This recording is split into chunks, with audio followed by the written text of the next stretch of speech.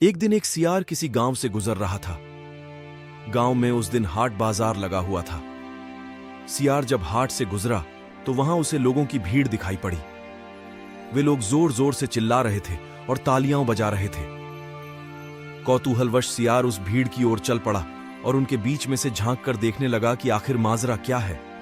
उसने देखा कि वहां दो हट्ठी कट्ठी बकरियों के बीच लड़ाई हो रही है। लोग उन्हें ही देखकर चिल्ला रहे हैं। दोनों बकरियों के बीच चल रही लड़ाई जबरदस्त थी। अपनी सींगों के वार से दोनों ने एक दूसरे को लहूलुहान कर दिया था, किंतु इसके बाद भी कोई रुकने का नाम नहीं ले रहा था। उनके शरीर से बहता हुआ रक्त सड़क पर फैलने लगा था। ताजे रक्त की महक जब सियार के नथुनों तक पहुंची तो उसकी लार टपकने लगी।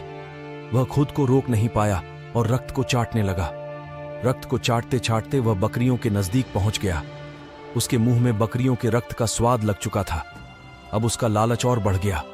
उसने सोचा कि क्यों ना इस बकरियों को मारकर मैं अपनी पेट की ज्वाला शांत कर लूं। बस फिर क्या था, उसने आप देखा ना ताव और टूट पड़ा बकरियों के ऊपर।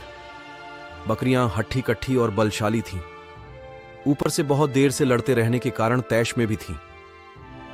सियार के आने से उनका क्रोध और भड़क गया और उन्होंने सियार को ऐसी पटकनी दी कि वह चारों खाने चित हो गया। उसके बाद बकरियों ने उसकी तब तक धुनाई की जब तक वह मर नहीं गया।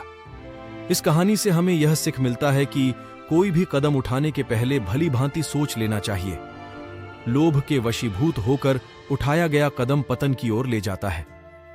धन्यवाद।